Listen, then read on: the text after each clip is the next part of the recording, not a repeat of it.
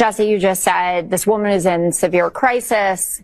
She was boxed in. If you watch the whole video. No, she was boxed in. That's what she was boxed in. No, I said the team was boxed in. Okay, the team was boxed in by once she moved over, she pulled to the side, and then she actually waves another ICE officer past her, right? So she's in such severe crisis that she can be polite in traffic and say, you go ahead. And then you hear her actually audibly saying, I'm pulling out, right?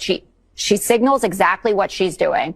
She starts to move forward, and everyone should go and watch. The New York Times has about 3.5 minutes of footage coming from every angle. And this is what they brought up to President Trump when they were meeting with him last night, when he said, the officer, the brave officer, and after he tweeted, it's hard to believe that the officer is alive when he walked away completely unscathed. We can see that on video as well.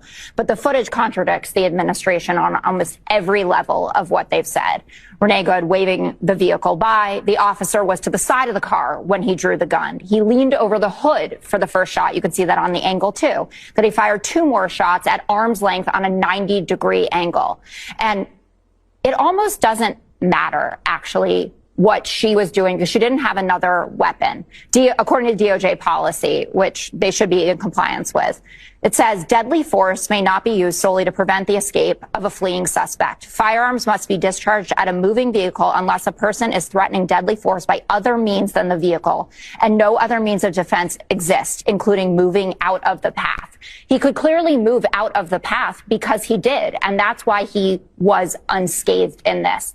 I don't know why it wasn't good enough for Secretary Noem or the president or the vice president to say, this is a tragedy. We need to investigate this. And not only do we need to investigate it, we need the FBI to work with local officials on the ground in Minnesota, which apparently they do not want to do. And Governor Walz was talking about that as well.